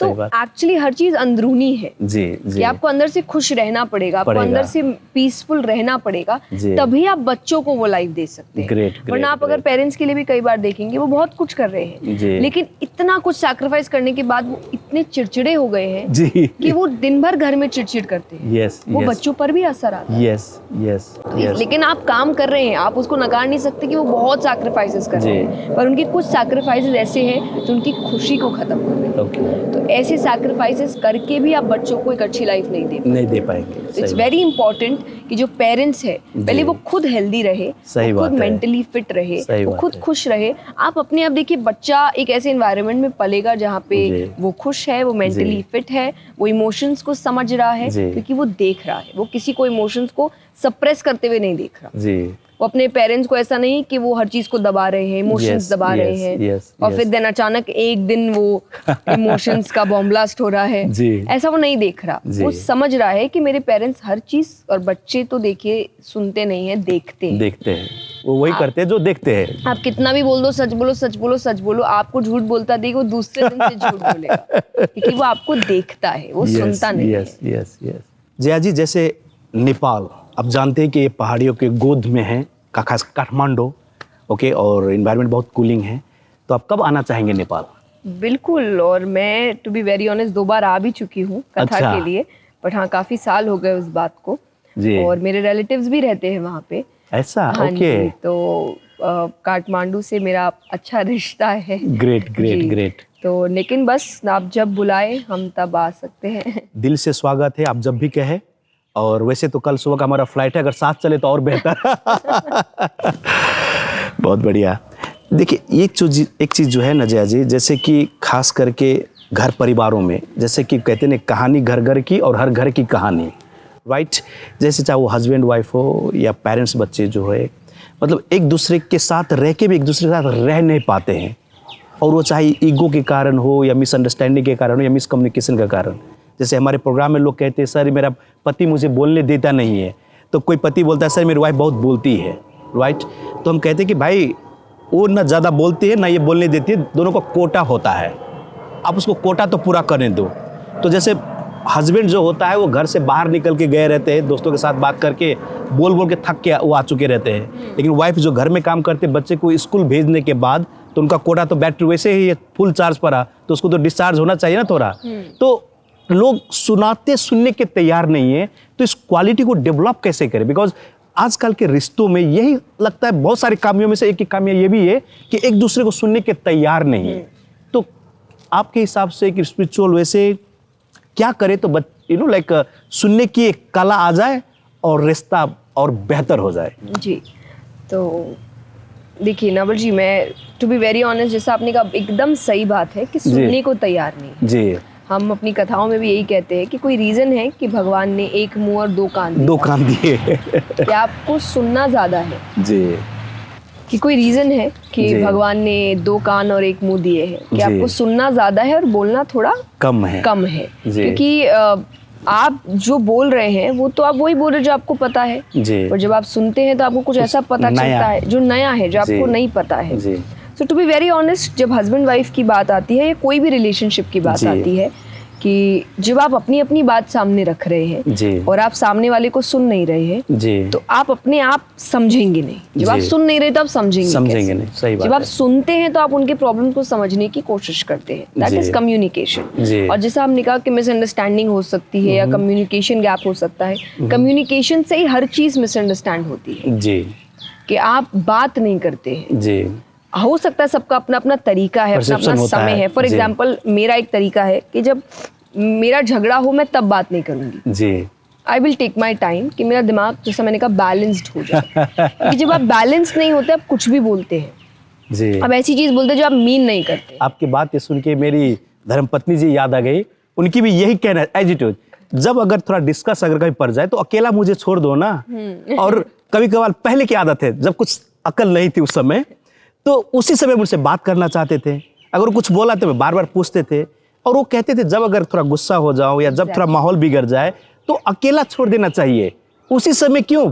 हाँ। अगर सॉरी भी कहना है, प्यार जाए तो बाद में आओ ना कुछ समय जी। राइट। तो अपनी बहुत एकदम गहरी बात कही है जी। उस वक्त बैलेंस नहीं, उस वक्त आपका एंगर इमोशंस हाई है जी, तो आपको गुस्सा बहुत आ रहा है। तो फर्स्ट ऑफ ऑल आप किसी भी चीज को समझेंगे नहीं। दो चीजें होती है उस वक्त, ज्ञान समझ में नहीं आता जी। दैट इज गुस्सा और दुख। व्यक्ति दुखी भी है ना तो आप उसको ज्ञान समझाओ, अरे कुछ नहीं होता, अरे चलता है, अरे दुनिया में, वो आप पे और गुस्सा हो जाएगा जी। तो और गुस्से में भी लोगों को ज्ञान समझ में नहीं आता कि आप उनको गुस्से में अगर कुछ समझाने, उसका माइंड ब्लॉक रहता है उस समय। अगर आप मान लीजिए कोई व्यक्ति गुस्सा आ रहा है, आप करेंगे अरे गुस्सा मत करो, वो और गुस्सा होगा। यस। तो मुझे ऐसा लगता है कि सबके अपने अपने तरीके हैं कम्युनिकेशन के, वो चीज समझिए जी। लेकिन एक टाइम बाद बात करिए जी। जो प्रॉब्लम्स है उसको सॉल्व करिए। प्रॉब्लम्स को आगे तक टालने से कुछ नहीं होगा। कहीं ना कहीं हो सकता है या तो आपको सोल्यूशन मिलेगा या आपको पता चल जाएगा कि सोल्यूशन नहीं है। तो वो भी एक काइंड ऑफ सोल्यूशन ही है, ताकि आपको क्लैरिटी हो जाए तो बेहतर बात है। आप अगर मान लीजिए कोई इंसान साथ रहकर बहुत बुरे बन रहे हैं, नेगेटिव हो रहे हैं, तो इससे अच्छा है कि दो अलग हो जाए और दो पॉजिटिव इंडिविजुअल्स रहे इंस्टेड ऑफ एक साथ में रह के एक नेगेटिव साथ हो जाए जी जी। तो उसकी क्लैरिटी के लिए भी आपको बात करनी पड़ेगी। सही बात है। तो कम्युनिकेशन इज द की जी, कि आप अपनी बात भी रखिए। तो जब कोई व्यक्ति अपनी बात रख रहा है, हस्बैंड रख रहे हैं, तो वाइफ को सुनने की जरूरत है। और सुनने की जरूरत इसीलिए है कि ये नहीं कि मुझे क्या जवाब देना है जी, इसीलिए कि ये उसको अंडरस्टैंड करने की, क्या बोलने की कोशिश कर रहा है, कहाँ से रिएक्टिव नहीं होना चाहिए। एग्जैक्टली। और वही जब वाइफ कह रहे हैं तो हस्बैंड को सुनना चाहिए। और फिर जाके आप अपने सॉल्यूशंस ढूंढिए। क्योंकि Yes. बहुत सुंदर बात कही गई है कि it is not me versus you, जी। It is us versus the problem. क्या बात, बहुत बढ़िया। कि हम और तुम के बीच का झगड़ा नहीं है, ये झगड़ा हमारे बीच की है। हमारे और प्रॉब्लम के बीच है। जी। हमको प्रॉब्लम को हटाना है। यस। तो उसके लिए हम दोनों को मिलके काम करना Yes. पड़ेगा। तो आई थिंक ये चीज़ें जो प्रॉब्लम आज रिलेशनशिप में चल रही है उसको जी। ठीक कर सकती है। दोस्तों, जया जी ने क्या गजब की बात कही है। ये छोटी सी बात है, गहराई बात, अगर आपने इसको अगर इम्प्लीमेंट कर लिए तो मुझे नहीं लगता कि रिलेशनशिप में कभी प्रॉब्लम आएगा। इन्होंने क्या खूब कहे हैं कि जब कभी कोई प्रॉब्लम हो और जब फिर से अगर बात करना शुरू हो, तो जब कोई एक बात कर रहा है तो आपको सुनना चाहिए, ना कि उसको रोक टोक करना चाहिए। और जब हस्बैंड बोले तो वाइफ सुने, वाइफ बोले तो हस्बैंड बोले, और लगता है कि बोलते से उसने कुछ गलत किया है या गलत कहा है, तो उस समय मत बोलो कि नहीं नहीं तुम गलत बोल रहे हो। सुन लीजिए और बाद में बोलो कि आपने जो कहा ये तो ठीक है, लेकिन मेरे को लगता है इसमें ऐसा होता तो बेहतर होता। तो शायद सामने वाले बंदा को या बंदी को लगेगा कि हाँ यार बात तो सही है, राइट। और आप कहीं ना कहीं अपने गलत वर्ड्स भी बहुत मायने रखते हैं। जैसे जी। आपने बहुत सुंदर बात कही कि तुमने गलत किया कहने जी। की बजाय कि ऐसा जो किया ये ऐसा भी हो सकता था है। तो बेहतर होता। जी, यहाँ जी। कहीं भी गलत नहीं, जी। तुम गलत, Yes. नेगेटिव नहीं आया। जी। क्योंकि वर्ड्स देखिए कहीं ना कहीं तो एक इम्प्रेशन देते हैं ना दिमाग में। Yes yes. वरना आप कई बार देखेंगे कि कैसे आप किसी के बारे में तारीफ करिए और उसके चेहरे पे एक स्माइल आ जाती है। Yes. और वही स्माइल अचानक से अगर आप एक वर्ड भी गलत बोल दे तो तो फ्राउन पूरा में बदल हो जाती जाता है, है। मतलब इमोशन से वो जुड़ जाता है। इतना वर्ड्स जुड़ा हुआ है। जी। तो आप अगर जब ऐसे नेगेटिव वर्ड्स यूज करते हैं तो जी। अपने आप एक मेंटल इंप्रेशन बनता जी, है सामने जी, वाले के मन जी। में। और वही बात अगर आप एक अच्छे वर्ड्स में यूज करें, तो मैं हमेशा कहती हूँ कि लोग जब कहते हैं कि तो क्या घर वालों के सामने भी फिल्टर देकर बात करें, करिए। यस। और घर वालों के सामने स्पेशली करिए। सही। क्योंकि देखिए बाहर वालों से आप इतना नहीं मिल रहे। यस। चलिए किसी एक दो से बाहर वालों से मनमुटाव हो भी गया चलेगा, जी। और जो आपके घर वाले हैं जो आपके जी। लिए काम कर रहे हैं, जी। जो आपके लिए कई तरीके की सैक्रिफाइस, और हर कोई हस्बैंड भी जी। वाइफ के लिए करते हैं, जी। वाइफ हस्बैंड के लिए करती है, पेरेंट्स जी। बच्चों के लिए करते जी। हैं, बच्चे भी पेरेंट्स के लिए करते हैं। सही बात है ना। तो सब कोई अपना अपना सैक्रिफाइस तो कर ही रहे कर ही रहे, अपनी अपनी जगह से, हाँ, अपने अपने लेवल जगह से कर ही रहे हैं। तो आपका तो सबसे पहला धर्म ही बनता है कि मैं इनको दुख ना पहुंचाऊं। यस। ये जो मेरे अपने हैं, जी। तो आप इनके सामने ही तो सबसे ज्यादा आपको फिल्टर रखना है। यस। कि मैं इनको ना दुखी कर दूं। अब देखिए जया जी ने कहा कि अपने को दुखी नहीं करना, लेकिन जाने जाने हम क्या कर रहे हैं, हम उनको ही ज्यादा दुख दे रहे हैं जो हमें केयर कर रहे हैं। हाँ, और ये बोलकर कि यही तो प्यार है। यही तो प्यार है, उसको भी प्यार का नाम दे देते हाँ, हैं। एग्जैक्टली। प्यार है तभी तो ऐसा होता है। हाँ, तो ये बहुत मुझे थोड़ी अजीब कभी मैंने चीज़ पढ़ा था लगती जय है। जी, वो एक अमिताभ जी ने कहा था किसी बुक में कि शब्द शब्द हर कोई करे, शब्द के हाथ न पैर, एक शब्द औषधि करे तो एक शब्द करे घाव। यू नो लाइक, तो आपने बहुत मजे की बात कही कि बोली तो ही है। हमारे जिस हम एरिया से बिलोंग करते हैं नेपाल में, जो हमारा बर्थ प्लेस है जनकपुर धाम, तो वहाँ पे एक हमारे सर हुआ करते थे, तो वो कहते थे कि उस अपने भाषा में हो कि यही मुँह जो है पान भी खिलाते हैं और यही मुँह जो गाली भी खिलाते हैं। बिल्कुल। राइट। तो वो हम पे डिपेंड करता है, हमारी चॉइस पे डिपेंड करता है कि सच में हम इसको पान खिलाए कि गाली खिलाए। जी। राइट। तो बहुत खूब कहा आपने, बहुत खूब कहा। जया जी, जैसे अभी हम ग्रीन रूम में थे, हमारी कुछ बातें हो रही थी, तो मुझे तो लगा कि यार कोई बिछड़ा दोस्त मैं आज मिल रहा हूँ। ओके। और आपने जो एक डेट जो मुझे पूछे थे, तो आपको क्या सच में लगा था कि नवल जी नहीं कह पाएंगे, या जस्ट आउट ऑफ क्यूरियोसिटी आपने पूछा था? नहीं, मुझे तो जब पता चला था कि फर्स्ट ऑफ ऑल कि आपके टैलेंट की वजह से 3 गिनेस वर्ल्ड रिकॉर्ड्स है आपके नाम पे जी। और फिर जब मुझे पता चला कि आपको डेट बताने से आप डे तुरंत, और भी कई टैलेंट्स है लाइक, मुझे तो और अभी एक्सप्लोर करना है ताकि हम जितना मिलेंगे मुझे और पता चलता जाएगा। तो इसीलिए मुझे उस वक्त एक जो क्यूरियोसिटी थी उसको पूरा करना था। तो डेफिनेटली मैंने आपसे जो डेट पूछा था उसका डेट मुझे आपने बहुत एग्जैक्टली बताया, सही बताया। तो मेरे लिए थोड़ा सा एक कहते ना एक सरप्राइज था, क्योंकि मैंने ऐसी चीज़ देखी नहीं है अभी तक।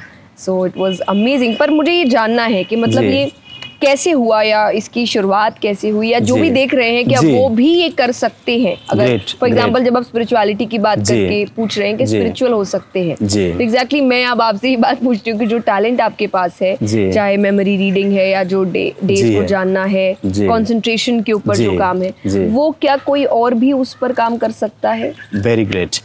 जया जी, एक बात पूरे दिल से कह दूं, ये हर कोई कर सकता है। पहली बात, क्योंकि हमारे जो माइंड होते हैं, आपको पता होगा कि हमें लाइफ में कोई भी चीज़ अगर याद करनी हो तो दो चीज़ की फॉर्म में रहता है, या तो वो वर्ड्स के रूप में रहता है या तो नंबर के रूप में रहता है। कभी कभार पिक्चर वो अपनी जगह है, राइट। अगर आपने आपके ब्रेन में जो मोर देन 100 सेक्शंस होता है, हर एक अपना अपना काम होता है, तो आपके ब्रेन का जो सेल होता है न्यूरॉन, डेंड्राइट्स, अगर उनको आपने अगर मैसेज दे दिया कि भैया अगर ये वर्ड्स है तो इसको कैसे करेंगे, नंबर है तो कैसे करेंगे। वर्ड्स में भी दो किस्म का आ गया, एक जो आप रेगुलर बेसिस पे सुनते हैं जो जिसे कॉमन बोलते हैं, एक जो है पहली बार सुनते हो जिसे आप डिफिकल्ट मानते हो। तो ऐसे चीज़ अगर आपको ब्रेन को पता है कि कैसे कैच करे तो कोई भी कर सकता है, और ये टूल्स एंड टेक्निक्स है। जैसे आप देख लीजिए ना जया जी, जिस स्कूल में आप भी पढ़े होंगे उस समय भी हर टीचर या हमारे घर में भी, मे बी आपका थोड़ा अलग होगा फैमिली, ओके, लेकिन जैसे कहते हैं कि पढ़ो पढ़ो पढ़ो, कंसंट्रेट करो, लेकिन कभी कोई ये नहीं सिखाता भैया कि यार कैसे पढ़ो और कैसे कंसंट्रेट करो। तो अगर बच्चे के माइंड में या कोई भी इंसान के माइंड में अगर रूट में काम अगर ठीक से कर दिया जाए तो आगे के आने वाले दिन में उसको कोई प्रॉब्लम ही नहीं होगा।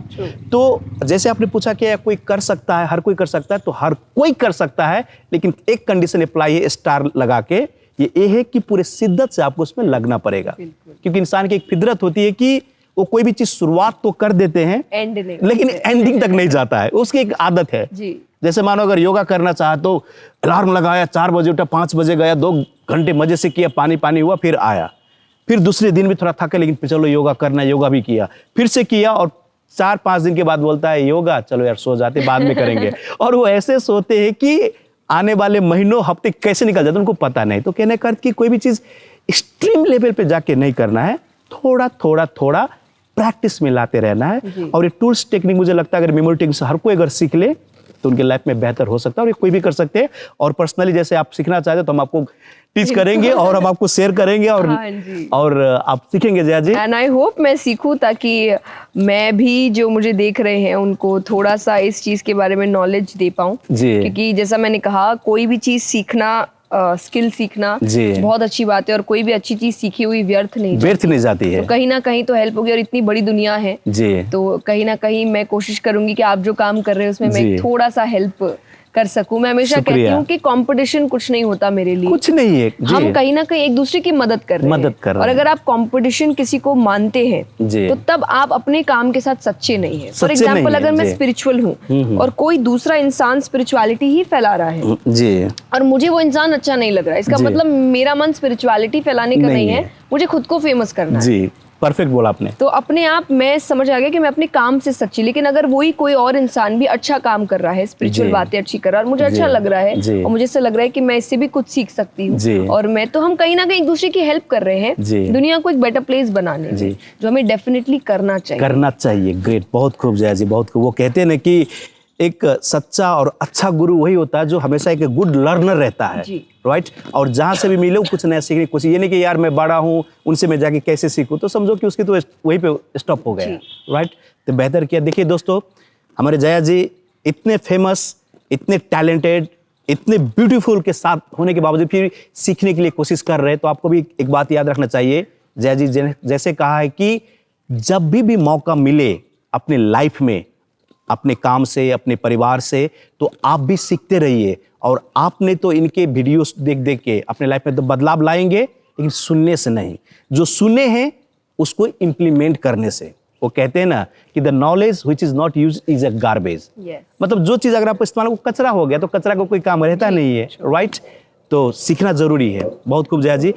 मैंने आपके एक इंटरव्यू भी देखा था, जैसे मैं आ रहा था तो भाई ने बताया कि जया जी का देख लीजिए, तो आप बहुत प्यारे गाते भी हैं, और जो आपने गाए थे तो हर जगह तो गेस्ट आपको बोलते हैं कि 2 लाइन गाइए, लेकिन आपका गाया हुआ 2 लाइन मैं गाता हूँ, और हम जो गाएंगे 2 लाइन आप भक्ति में गाइएगा, बिकॉज ये स्पिरिचुअल प्रोग्राम है, तो यहाँ पे फिल्मी गाने तो गाएंगे नहीं, राइट। तो जैसे आप ये जो गाते हैं बहुत अच्छा लगा था, दिल को अच्छा लगा था, और वो लाइक इसमें बहुत पर्सनालिटी छुपी है लाइफ की। अगर इतना 2 लाइन समझ ले बंदा तो उसमें तो ईगो रहेगा नहीं, जहां तक लगता है, और वो लाइफ के नेचर के करीब बहुत जा सकता है, कनेक्ट कर सकता है अपने आप को। जैसे आप वो गाते रहते हैं ना 2 लाइन, मैं सुनाऊं? हाँ बिल्कुल बिल्कुल, सुनना चाहेंगे? एकदम जरूर। देखिए दोस्तों, हमारे जया जी के फरमाइश में जैसे आप कहते हैं कि मुझे आपकी कृपा से सब काम हो रहा है, मुझे आपकी कृपा से सब काम हो रहा है। करते हो तुम कन्हैया, मेरा नाम हो रहा है, मेरे आपकी कृपा से सब काम हो रहा है। Thank you. और हम चाहेंगे यही 2 लाइन आप गुनगुना दे। अच्छा, तो ये काइंड ऑफ मेरा फेवरेट भजन है, और जैसा आपने कहा एग्जैक्टली इसमें एक मैसेज है जी कि हम कुछ नहीं करते हैं, करने वाला वो है। हाँ, कि करना होता तो हम पहले ही कर लेते, जी, इतना समय सही बात है, क्यों लगता, सही बात है। उसकी कृपा होती है तभी इंसान काम कर पाता है, उस पर वो स्पॉटलाइट पड़ पाती है जी। वरना सभी स्टेज पे खड़े हैं जी, पर अंधेरा है, दिख नहीं रहे हैं। जिस दिन उसकी स्पॉटलाइट पड़ेगी उस दिन ही दिखेंगे। तो कहीं ना कहीं भजन वही है, और आपको ये ईगो से, ये घमंड से दूर रखता है कि मैं तो कुछ नहीं कर रहा, और भगवान से और करीब लेकर आता है कि करते हो तुम कन्हैया, मेरा नाम हो रहा है, कि वो इतना अच्छा है कि काम तो वो कर रहा है पर नाम वो मेरा कर रहा है। जी, मेरा आपकी कृपा से सब काम हो रहा है, करते हो तुम कन्हैया, मेरा नाम हो रहा है, मेरा आपकी कृपा से सब काम हो रहा है। क्या बात, क्या बात, क्या बात है जी। आपका जब ये गाया हुआ भजन जब मैंने सुना तो मेरे बचपन याद आ गई, ये सोच के कि हमारे घर में बचपन में जब स्कूल में थे तो हमारे नाना जी जो अब नहीं हैं, ओके, हमारे नाना जी कहा करते थे कि इंसान को ना हमेशा एक बच्चे की तरह रहना चाहिए। तो हमारा अफर्मेशन है जो अर्ली मॉर्निंग हमेशा एक हैबिचुएट हो गए सालों साल से कि God make me a child just for today, God make me a child just for today, in the sense not physically but mentally, in the sense why, क्योंकि बच्चे को आप देखिए, बच्चे की यूनिक जो एक गुण होता है उसमें ईगो नहीं होता है और हमेशा वो प्रेजेंट में प्रेजेंट रहता है, राइट। और जैसे हम थोड़ा नाम फेम कमा ले, थोड़ा अच्छा हो जाए, थोड़ा अगर हैंडसम है, थोड़ा ब्यूटी है, तो ईगो बाय प्रोडक्ट हम लेकर आते रहते हैं, बोनस में ससुराल के जैसे लेकर आते हैं ना, राइट। तो ये जो सेंटेंस है ना कि God make me child just for today, तो डेली के कार्य से कि जैसे बच्चा है तो हमें ईगो नहीं आएगा, हम डाउन टू अर्थ रहेंगे और प्रेजेंट में प्रेजेंट रहेंगे। जैसे मानो काम वाले, जैसे मानो हमारे भाई लोग कैमरा सब है यहाँ पे, अरे यार जया जी और नवल सर कितना टाइम ले रहा है, मुझे तो उस स्पोर्ट में भी जाना था, तो फिजिकल अभी है यहाँ लेकिन मेंटली वो कहीं और जा रहे हैं, राइट। तो बहुत बढ़िया, आपकी भजन बहुत बढ़िया है, राइट। एंड नट मुझे लगता है जहां जहां आप ये गाते हैं ना, ये सबकी दिल तक छू जाते हैं, राइट। कैसा लग रहा है आपको? बहुत अच्छा, और काफी एक्चुअली नेचुरल कैंडिड बातें हैं, कुछ ऐसे प्लान्ड नहीं लग रहा है। वेरी नाइस जी, क्योंकि वो कहते हैं ना, जब आपको स्क्रिप्ट पढ़ के कुछ पूछा जाए और कोई बोला जाए तो बात ही उसमें आर्टिफिशियल मिल जाता है, और कहते हैं कि दिल से पूछी वाली बात दिल तक पहुंची जाएगी। और हमारा इरादा यही था कि नेपाल में जो आपके फैन फ्लोर है, जो यंगस्टर है, जो हमसे जुड़े, हमारे VFI टॉक से जुड़े रहते हैं, एटलीस्ट उनकी आपकी दिल की बात दिल तक पहुंचे, और जितने हम बात कर रहे हैं उसमें से छोटी भी बात एक इम्प्लीमेंट कर ले तो नेचुरली उसको लाइफ में अच्छा होगा ही। और नॉट ओनली स्टडी और पर्सनल में, जो प्रोफेशनल लाइफ में भी जाएंगे तो उनको पता चलेगा। जैसे होते हैं ना कि आजकल स्ट्रेस, एंजाइटी, ये लोग जो आते हैं क्यों, तो मुझे लगता है कि लोग वहां पे दिमाग ज्यादा लगा रहा है जहाँ पे लगाना नहीं चाहिए। मतलब जो चीज उसके कंट्रोल की बात नहीं है उसको बदलाव लाना चाहता है, और जो छोटी सी कोशिश से वो बदल सकते हैं उसको इग्नोर कर रहा है। तो आपको क्या लगता है कि आपकी स्पिरिचुअलिटी वैसे, या जो आप मोटिवेशनल स्पीकर है, आप जो आप मोटिवेशन देते हैं, तो इस सबसे क्या होता है, उनको अपना एंजाइटी, स्ट्रेस सबसे कैसे थोड़ा दूर रखे? नहीं, आपने जो बात कही उसी पॉइंट को आगे बढ़ाते हुए कि वो ये कोशिश कर रहा है कि जो उसके कंट्रोल में नहीं है उसको चेंज करे, रादर देन कि जो उसके कंट्रोल में है। जी। तो जिस पर मैं हमेशा एक बात कहती हूँ कि बहुत सुंदर है, बुरा जो देखन मैं चला, बुरा ना मिलिया कोई, जो दिल खोजा अपनों, मुझसे बुरा ना कोई। तो व्यक्ति दूसरों को बदलने की कोशिश कर रहा है। जी। वो कह रहा है कि वो ऐसे बदल जाए, वो ऐसे बिहेव करे, वो ऐसे बात करे, तब मैं ऐसा रहूंगा। जी। पर वो नहीं होने वाला। जी। कोई और व्यक्ति आपके कंट्रोल में नहीं है। सही बात है। और ना आप कंट्रोल कर सकते हैं और ना आपको कंट्रोल करना चाहिए। सही बात है। ये भी एक बात है कि आपको किसी व्यक्ति को कंट्रोल नहीं करना चाहिए जी। सबकी अपनी अपनी जिंदगी है, आप अपनी जिंदगी को कंट्रोल करिए। सही बात है। पर आपसे आपकी जिंदगी कंट्रोल नहीं होती नहीं है, लेकिन वो कहीं ना कहीं वो इनसिक्योर फील कर रहा है कि मैं अपनी तो कंट्रोल कर नहीं पा रहा, तो मैं दूसरों की कंट्रोल कर लेता हूँ। तो कई बार होता है ना कि जब व्यक्ति इनसिक्योर होता है तो हम कई बार कहते हैं कि जब वो आपसे रूडली बात कर रहा है तो आप उसको समझो, क्योंकि वो अपनी इनसिक्योरिटी आप पे डाल रहा है, तो उसको जो प्यार और साथ की जरूरत होता है उस समय। पर गलत है जी। ये सामने वाले की अच्छाई है कि वो ये सोच रहा है कि इसको प्यार की जरूरत है, तो मैं समझता हूँ, पर जो कर रहा है उसके लिए गलत है ना। गलत है कि आप एक ऐसे इंसान को सजा दे रहे हो जिसकी उस चीज में कोई गलती है ही नहीं। ये मैं पेरेंट्स के लिए कहती हूँ, मैं बच्चों के लिए कहती हूँ कि आप जो बाहर का गुस्सा घर पे आके उतारते हो, आप क्यों उतार रहे हो? और लोग बोलते हैं कि मुझे गुस्सा आ जाता है, मैं कहती हूँ नहीं आता है। सही बात। लाया जाता है। यस। क्योंकि अगर आता तो बाहर भी आता। सही बात है। बॉस के सामने भी आता। वहां तो नहीं आता। अब वहां का गुस्सा लेकर आप घर पे आते हैं। घर में आपको आपसे कमजोर दिख रहे हैं या आपके अपने दिख रहे हैं जिनको आप कह सकते हैं कि तुम्हारे सामने ही तो मैं ऐसे कर सकता हूँ, ये कहकर आप बाहर का पूरा कचरा वहां उतार लेते हैं। जी। फिर आप ठीक हो गए। अब आपको लगता है सब सही है। अब आप ये भी चाहते हैं कि जिस पे आपने वो कचरा उतारा है वो बैक टू नॉर्मल हो जाए। वो कैसे होगा? तो नहीं हो सकता ना, आपने अपनी नेगेटिविटी उस पर डाल दी, अब वो नेगेटिव है। जी। अब वो बच्चों पे नेगेटिविटी होगा, वो बच्चा कहीं और, ये एक चेन बनता जा रहा है। जी। तो इसकी जरूरत है कि आप खुद को बदलने की कोशिश करिए, क्योंकि आपके कंट्रोल में सिर्फ आप है, दुनिया नहीं है। सही बात है। और मैं हमेशा कहती हूँ कि जब व्यक्ति सोचता है कि मैं लोगों को बदलूं कि दुनिया बदलेगी, उससे कई ज्यादा बेहतर है अगर हर व्यक्ति ये सोचे मैं अपने आप को बदलता हूँ, दुनिया अपने आप बदल जाए। इसीलिए कहावत है कि nothing in life will change until you change. Exactly. And when you change, then everything will change. और पॉजिटिविटी के साथ। Yes, पॉजिटिविटी के साथ। जब आपका पूरा ध्यान अपने बदलाव में है तो आप किसी और को गलत नहीं बोल रहे हो, सही बात किसी और को नीचा नहीं दिखा रहे हो, किसी और को ट्रोल नहीं कर रहे हो, किसी और के लिए नेगेटिव बात नहीं बोल रहे हो, क्योंकि आपका तो पूरा ध्यान अपने आप को ठीक करने में है। तो नेगेटिविटी चली गई, नफरत चली गई, चेंज आ रहा है। सही बात है। और क्या हो सकता है? क्या खूब जया जी, जैसे कि अगर इंसानों अगर छोटी सी बात समझे, जिसके लिए कोई पीएचडी करने की, कोई ग्रेजुएशन करने की जरूरत ही नहीं है। लाइक जो भी इंसान आपके आजू बाजू में, चाहे वर्क प्लेस में हो, चाहे आपके घर में हो, चाहे आपके मतलब स्कूल कॉलेज में, जहाँ भी हो, तो वो पहला एक इंसान है। और इस संसार का जितना भी क्रिएशन है गॉड की, तो इंसान एक बेहतरीन क्रिएशन है उसमें, राइट? तो इंसान की एक कोई फितरत गलती हो सकता है, उसका कोई एक एटीट्यूड गलत हो सकता है।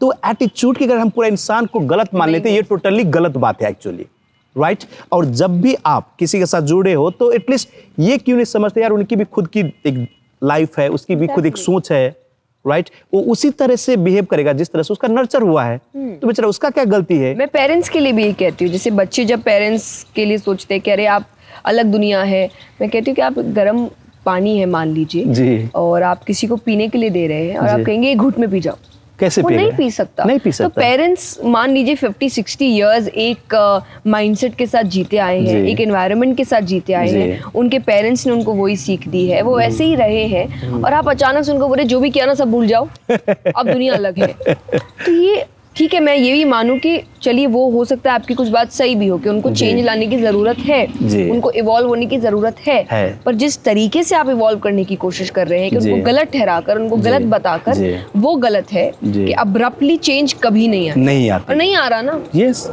अब अब्रप्टली चेंज आने में समय लगता है और उसको बहुत प्यार से वो चेंज लाना पड़ता है। जैसे आपने कहा कि सामने वाले को समझना पड़ता है, तो आपको पेरेंट्स को समझना पड़ेगा कि उनको चेंज लाने में समय लगेगा, उनके लिए सब चीज बहुत नई है और कईयों के लिए गलत भी है क्योंकि वो उसी माहौल में पले बड़े हैं। एग्जैक्टली सेम वे पेरेंट्स को बच्चों को समझना पड़ेगा कि आप जो समय बिता चुके वो समय आज नहीं है। अगर आप उसी समय को लेकर चलते रहेंगे तो कहीं ना कहीं आप जिद्दी बन रहे हैं। और आप अपने ही बच्चे को खराब कर रहे हैं, क्योंकि वो बच्चा बहुत मेंटली पजल्ड हो चुका है। उसको लग रहा है कि मैं दो जिंदगियां कैसे जीऊं। वो जिंदगी बाहर नहीं जी पा रहा, बाहर की जिंदगी घर पे नहीं जी पा रहा, और उसकी खुद की अपनी कोई इंडिविजुअलिटी है ही नहीं। वो पेरेंट्स की एक जिंदगी जी रहा है, वो बाहर दोस्तों की एक जिंदगी जी रहा है, उसकी खुद की अपनी जिंदगी जीने का उसको समय ही नहीं मिल रहा। तो वो खुद कितना मेंटल प्रेशर में आ रहा है। तो बहुत ज्यादा जरूरत है आज के दूसरों को समझने की। ये बात तो ऐसे दया फ्री है। सही बात है, पैसे नहीं लगते दयालु होने के लिए या काइंड होने के लिए। बस नियत होनी चाहिए, साथ देने की नियत होनी चाहिए। तो बात ऐसी हुई कि मान लीजिए कोई एक लाइक मम्मी जो अभी बच्चों की माँ है या किसी की पत्नी है, वो बहुत अच्छा मास्टर डिग्री की, अच्छे पोजीशन उनके थे, लेकिन शादी के बाद वो सारा चीज़ सेक्रीफाइस किया, किसके लिए? अपने पति के लिए, बच्चे के लिए, ताकि मैं टाइम दूंगा, घर का अच्छा रहेंगे, सपोर्ट अच्छा रहेगा। लेकिन आज बच्चे लोग यूं ऐसे निकल गए, और वही बच्चे अगर अपने माँ से बोले कि तुमने लाइफ में क्या किया है, तो उसको दर्द होगा कि नहीं होगा? बिल्कुल बिल्कुल। क्योंकि अगर माँ ने अगर टाइम नहीं दिए होते बच्चों के साथ, बच्चे ऐसे तो नहीं होते। तो उसने अपना धर्म तो निभाया। तो इसी प्रोग्राम के दौरान हर बच्चे से कहना चाहता हूं कि आपके पेरेंट्स ने जो आपके लिए किया है, एक बात बताऊं, अगर आप अपना पूरा जीवन भी बेच दोगे ना, अपना पूरा बॉडी पार्ट भी बेच दोगे, किडनी लीवर जो बोलते हैं, तब भी उसका कर्ज नहीं चुकाओगे। आप बोलते सर मेरे पेरेंट्स ने मेरे सिर्फ 10 लाख खर्च किए, मैं उसको 20 लाख दूंगा, मेरा हिसाब खत्म। भैया ये तो होगी कि तुम बाहर की दुनिया में आने के बाद, लेकिन जब हम अपने माँ के पेट में रहते हैं और 9 महीने क्या खाया था, हम तो माँ को खून खाए रहते हैं, राइट, और उसमें हम पल रहते हैं, तो क्या उसका कोई कीमत चुका सकता है? नहीं।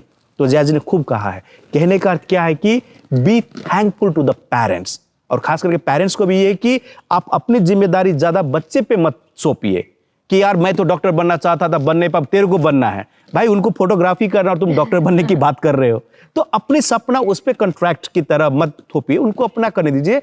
Rather if you can support, नहीं तो बेटा मेरी शायद पहुंच नहीं है, सोच नहीं है, काबिलियत नहीं है, तुम कर सकते हो तो करो, लेकिन मेरा साथ, मेरा दिल तेरे साथ है। तो इतना कह दो तो बच्चा तो और आगे बढ़ेगा, और उसको यही चाहिए। यस मैंने अभी रिसेंट पॉडकास्ट में कहा था और काफी बच्चों को ये बात अच्छी लगी थी, और पेरेंट्स भी शायद वो समझ रहे थे कि आजकल एक ऐसा समय आ गया कि बच्चों को बाहर वालों से कोई फर्क पड़ता ही नहीं है। वो कुछ भी बोले उनको कोई लेना देना नहीं है, उनको अपने घर वालों से फर्क पड़ता है। उनको ऐसा लगता है कि आप तो ऐसे मत बात करो, या आप तो मुझे समझो, या आप तो मेरी तकलीफ को समझो, आप तो मुझे यूजलेस मत समझो, आप तो मुझे वर्थलेस मत समझो। मैं तो काम कर रहा हूँ, ठीक है, सक्सेस जब मिलना होता है मिल जाएगा, पर आपको दिख रहा है कि बच्चा किस सिचुएशन में है, क्या कर रहा है, तो पेरेंट्स को समझने की जरूरत है।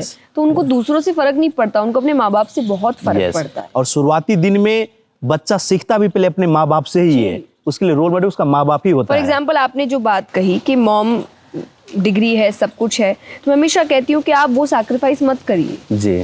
फॉर एग्जाम्पल आपकी बेटी है जी, अगर वो आपको देख रही है कि आपने अपना जो टैलेंट है, अपना जो स्किल था, वो सब कुछ छोड़ दिया जी, आप उसको भी यही सीख दे रहे हैं। यस एक टाइम आएगा कि वो सब कुछ छोड़ देगी जी, जो उसके लिए अच्छा नहीं है। जैसे अभी हम थोड़ी देर पहले बात कर रहे थे कि अगर आप खुश नहीं है तो आप किसी को खुश नहीं रख सकते। अगर आप खुद भूखा तो दूसरों को खिला नहीं सकते हैं। आप अगर इतने अपने सपने को छोड़ दिया आपने, आप सोच सकते हो सपना छोड़ने का व्यक्ति अंदर से खुश होगा, काफी टाइम तक उसको हर कुछ टाइम में वो एक चीज आएगी जिसे हम कहते हैं ना कि वो फ्रस्ट्रेशन उतरता है, वो बच्चों पे उतरता है, या वो कहीं ना कहीं मुंह से निकलता है कि ऐसा हुआ, ऐसा पति का क्यों ना गुस्सा हो तो पति पे ना सही तो बच्चे पे उतारते हैं, तो वो चीज होती है। तो मैं हमेशा कहती हूँ कि आप जो करेंगे वही बच्चे सीखेंगे जी। आज अगर मैं यहाँ हूँ, मैं इतना काम कर रही हूँ, तो उसके पीछे मेरे पेरेंट्स है कि मैंने उनको इतना काम करते हुए देखा है जी। आज मेरे पेरेंट्स अभी तक इस स्टेज में भी कंटिन्यूअसली वर्क कर रहे हैं, अपने अपने फील्ड्स में मेहनत कर रहे हैं, अपने, चाहे वो मेरे सपोर्ट में कर रहे हैं, चाहे वो अपने काम को लेकर कर रहे हैं, अपने स्किल्स के लिए कर रहे हैं। तो मुझे ऐसा लगता है जब वो ही नहीं थके अभी तक, तो मैं कैसे थक सकती हूँ? ग्रेट। मुझे तो और काम करना पड़ेगा, मुझे और पढ़ना पड़ेगा, मुझे और चेंज लाना पड़ेगा। तो ये कब हुआ? जब मैंने उनको देखा स्पेसिफिकली अपने मॉम को देखा क्योंकि एक औरत को ज्यादा देखती है, एक बेटी माँ को ज्यादा देखती है। तो अगर माँ अपने इमोशंस को सप्रेस कर रही है तो बेटी भी आगे जाके यही करेगी। अगर वो अपने मॉम को देख रही है कि वो अपने ससुराल में गलत सहन कर रही है, तो आपको लगता है आपकी बेटी जब उसके ससुराल में कुछ गलत होगा आवाज उठाएगी? नहीं उठाएगी, सह लेगी। उसको हैबिट है, वो अपने आप को खुश रखना पड़ेगा। आपको अपने सपने पूरे करने पड़ेंगे टू शो दैट किड कि तुझे भी यही करना है, अपने सपने नहीं छोड़ना। और कोई भी इंसान अगर आपको अपनाए आपके सपनों को छोड़कर, तो वो इंसान अच्छा नहीं। कि जो ये फॉर एग्जाम्पल आज आप सब इतने खुश हैं कि मैं अच्छा काम, अगर कोई मुझसे अभी पूछते प्रेस कॉन्फ्रेंस में कि आप शादी के बाद काम बंद कर देंगे क्या, मैंने कहा आप चाहते हैं क्या मैं बंद करूं? वो कहते बिल्कुल नहीं, हमें ऐसा लगता है कि ऐसा हो ना जाए। हम एग्जैक्टली, तो कोई अगर जानता है जिनसे भी मैं शादी करूंगी उसको कि इतने लोग हैं या दुनिया है जो चाहती है कि मैं काम करूं, फिर भी वो मुझे कहे कि काम बंद कर दो, वो इंसान मेरे लिए सही नहीं है। तो जो इंसान आपको दुखी कर दे, आपके सपने आपसे छुड़वा दे, दूर करवा दे और फिर आपको अपनाए, तो वो अपनाना नहीं होता, वो कंट्रोल करना होता है। जया जी बहुत खूब कहा आपने। हमारे जो यूथ आपको जो देख रहे हैं, ओके, और जो नेपाल में आपके अभी तक शायद फिजिकली नहीं देखे होंगे आपको, जिस तरह से हम बात कर रहे हैं, और जो आपको टीवी के द्वारा आपके यूट्यूब में, आपके इंटरनेट के द्वारा जो आपको देख रहे हैं, अगर कल आप नेपाल आ जाए, आपके फाइन लोग अगर वहाँ पे यंगस्टर हो, जैसे कि आप प्रोग्राम ही करने वाले, जैसे आपने कहा कि नेपाल में प्रोग्राम भी करना चाहते हैं, तो उस समय अगर कोई आपका फैन सामने आ जाए, राइट, और कुछ ऐसा चीज़ कहे जो ऑल ऑफ सडन चीज़ हो, तो आप उसको कैसे टैकल करेंगे?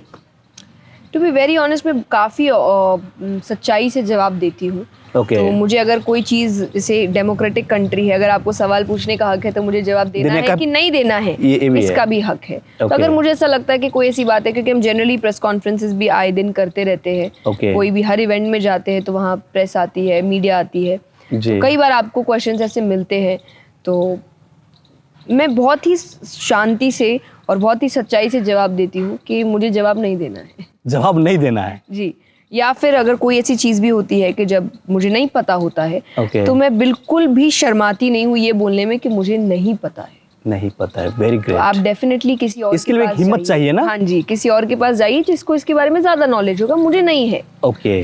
तो मुझे इस चीज़ में भी कोई शर्म नहीं आती, और मैं हमेशा कहती हूँ कि हम सब सीख रहे हैं, हम सब अपनी अपनी गलतियां कर रहे हैं, मैंने भी अपनी गलतियां करी है, आप भी अपनी गलतियां कर रहे हैं, पर हम सब बेटरमेंट की ओर जा रहे हैं, जो जाना चाहिए आपको। जी। आपको मैं हमेशा कहती हूँ कि आपकी लड़ाई दुनिया से नहीं, आपकी लड़ाई खुद से है। खुद से है। और आप कल कैसे थे उस व्यक्ति से है। जी। तो मुझे कल में जैसी थी आज उससे बेहतर होना है। आज जैसी हूँ कल उससे ज्यादा बेहतर होना है। मेरी लड़ाई मुझसे मतलब है। 1% भी अगर इंसान अपने को डेवलप करते जाए तो लॉन्ग टर्म में जाके बहुत अच्छा ला सकता है। तो मेरी लड़ाई मेरे से है, दुनिया से नहीं है। मुझे दुनिया से कोई शिकायत नहीं है। मुझे शिकायत अपने आप से है कि मुझे अपने आप को रोज बेहतर करना है। और मुझे बड़ाई भी अपने ही आप से है कि मैं खुश हूँ मैं जो काम कर रही हूँ। बहुत खूब। तो आपकी अपनी गलतियां हैं, आपकी अपनी सीख है। तो ये दो चीजें मैं बहुत सच्चाई से करती हूँ कि मुझे नहीं पता तो मैं कह देती हूँ मुझे नहीं पता। मुझे बिल्कुल पसंद नहीं कि मैं जो बहुत विश्वास लेके मेरे सामने आए हैं कि हमारा जवाब मैं उनको घुमा दूं, मैं उनको कंफ्यूज कर दूं क्योंकि मुझे जवाब नहीं पता। ये नहीं करना चाहिए, ये मैं नहीं करना बहुत बढ़िया, तो मैं कह देती हूँ भाई मुझे नहीं पता। बहुत बढ़िया, बहुत बढ़िया। जैसे हमारे नेपाल, अभी आपको जैसे बीच में भी हम बात किए हुए थे कि पशुपतिनाथ हर जगह के लोग आना चाहते हैं, तो जैसे आप कहा कि आप 1-2 बार जा भी चुके हैं, तो पशुपतिनाथ आपने स्पेशल पूजा पाठ भी वहाँ पे किए हैं, प्रवचन भी किए हैं वहाँ पे? मैंने पशुपतिनाथ जी के दर्शन किए हैं और प्रवचन कथा भी मैंने वहाँ पर 2 कथाएं करी है। ओके जया जी, बहुत अच्छा लग रहा है आपसे बात करके, यू नो, और लाइक द वे हमारा ये जो बातचीत चल रहा है सिलसिला, लग रहा है कि जैसे 10 साल बाद हम मिले हैं और एक दूसरे की खबर, दिल की बात सुन रहे हैं और सुना रहे हैं। बहुत अच्छा लग रहा है। जया जी, जैसे कि नेपाल को जाना जाता है, it's a land of spirituality जो जाना जाते हैं, और वहाँ पे हिमालय के गोद में बना हुआ जो देश है, ओके, कहने के लिए 3 करोड़ पॉपुलेशन का है, लेकिन कहते प्यारा सुंदर नगरी नेपाल, ओके, और संसार के हर जगह लोग आना चाहते हैं। तो आप भी स्पिरिचुअलिटी लाइन से ही है and you are the like very famous world wide, okay, spiritual के लाइन में। तो आप क्या कहना चाहते हैं कि मतलब स्पिरिचुअल को और नेपाल की, मतलब कहते हैं कि अगर आप कोई चीज़ मेडिटेशन करना चाहते हैं या कोई भी चीज़ आप कोई अच्छा भाव लाना चाहते हैं, नेचर को अपने आप से कनेक्ट करना चाहते हैं, तो जगह भी मायने रखती है जी, राइट? क्योंकि हर जगह हर काम होता नहीं है। जैसे अगर कोई शादी ही करता है तो मानो जो भी कपड़े में कर लेते हैं उसके लिए एक ड्रेस कोड अलग होता है, मतलब इससे साबित होता है कि जगह मैनर करती है। बिल्कुल। तो आप क्या कहना चाहेंगे कि लाइक जो स्पिरिचुअलिटी पाथ में थोड़ा अच्छा करना चाहते हैं, वो क्या नेपाल में आके नेपाली की हिमालय गोद में और जो वहाँ के जो इन्वायरमेंट एटमॉस्फेयर है उसमें अच्छा करना चाहिए, क्या कहना चाहेंगे? बिल्कुल करना चाहिए। और मैं हमेशा कहती हूँ कि देखिए, स्टार्ट में तो प्लेस बहुत ही मायने रखती है। जैसे मंदिर भी, जब हम कहते हैं कि मंदिर क्यों है, भगवान तो हर जगह है, हर जगह है, बट हर जगह है, लेकिन कॉन्सेंट्रेट करने के लिए तो एक जगह चाहिए ना। चाहिए। जब आप परफेक्ट हो जाएंगे अपने मेडिटेशन में, तब शायद आपको मंदिर की भी जरूरत ना पड़े। आप जिस जगह बैठे आप वहाँ पे भगवान को महसूस कर सकें। लेकिन जब तक ये नहीं है तब तक तो आपको कंसंट्रेट करने के लिए कुछ चाहिए। तो मूर्तियाँ होती हैं, भगवान का एक रूप है, उस रूप को आप देखते हैं, आप कंसंट्रेट करते हैं, आप अपने दिमाग में एक इमेज बनाते हैं, उससे आपका इमोशंस कनेक्ट होता है, आप मेंटली उससे कनेक्ट होते हैं, एक फेथ बनता है। तो अपने आप धीरे धीरे ये एक प्रोसेस है। तो इसीलिए चाहे नेपाल है, और नेपाल तो ऑब्वियसली भोले बाबा जी, पशुपतिनाथ की कृपा है। हाँ, उनकी कृपा है। और सबसे बड़े मेडिटेटर है वो, हमेशा समाधि में बैठते हैं, मेडिटेशन में बैठते हैं। तो अपने आप ही आपको एक पुश मिल जाता है, एक हेल्प मिल जाता है जी। तो बहुत सुंदर जगह है तो जैसा आपने कहा कि ये जगह बहुत मायने रखती है, स्पेशली जब आप इस फील्ड में कदम रख रहे हैं, आप स्पिरिचुअलिटी की ओर बढ़ रहे हैं, तो आपको कंसंट्रेट करने के लिए कुछ ना कुछ चाहिए। शुरुआती टाइम में अपने आप को सही लाइन पे ले जाने के लिए वो चाहिए। जैसे टीचर आपको स्टार्टिंग में चाहिए, फिर अपने आप बच्चा समझने की कोशिश करने लगता है। जैसे मान लीजिए कि अगर कोई छोटा बच्चा भी अगर चल रहा है तो पहले उंगली पकड़ के उसको हम सपोर्ट करते हैं ना जी, तो वो एक्चुअली प्लेस वही है वो जी, कि वो प्लेस आपको सपोर्ट करने के लिए। जब आप उस चीज में अच्छे हो जाएंगे तो अभी अब फिर आपको शायद प्लेस की जरूरत नहीं, फिर आप जहाँ बैठेंगे वहीं आपके लिए नेपाल होगा, वहीं पशुपतिनाथ होंगे, वहीं भोले बाबा होंगे, वहीं बनारस होगा, वहीं सब कुछ वहीं होगा। लेकिन जब तक नहीं है तब तक आपको जगह, जैसे हमारे उधर कहा करते हैं कि अगर मन हो चंगा तो कठौती में हो गंगा। हाँ जी, राइट। तो बात वही होगी कि जहाँ पे भी आप रहे मन आपका प्रसन्न होना चाहिए, आपकी वो कनेक्टिविटी अगर एक बार स्ट्रांग हो जाए तो आप जहाँ भी कर सकते हैं। जैसे बच्चे को चलाते शुरुआत में आप सपोर्ट देते हो, जब चलने लगता है आप छोड़ देते हो, खुद चलने लगते हैं। That's very nice, wonderful wonderful. दोस्तों आप जैसे सुन रहे हैं, जया जी भी कह रहे हैं कि नेपाल आपको आना ही चाहिए और वहाँ पे मेडिटेशन सीखना ही चाहिए। राइट, बहुत खूब। जया जी, जैसे कि हमारा पशुपतिनाथ के साथ ये जो गौतम बुद्ध जी है नेपाल में पैदा हुए हैं, राइट, वहाँ पे उनकी बहुत सारी चीज़ है और बहुत दूर दूर से लोग आते भी हैं। और जो चीज़ आपने कहा कि उन्हें साधना करना, मेडिटेशन करना उन्होंने शुरुआत किया, तो सिंपल में कह सकते हैं हमारे ये जो आपको सुन रहे हैं अभी कि मेडिटेशन की शुरुआत में वो किस तरह से शुरुआत करें। बिकॉज कोई कहते हैं कि हम आँख बंद कर लें या कोई कहते हैं कि हम विजुअलाइज कर लें, क्योंकि लोगों को विजुअलाइजेशन और मेडिटेशन में कन्फ्यूज़न है।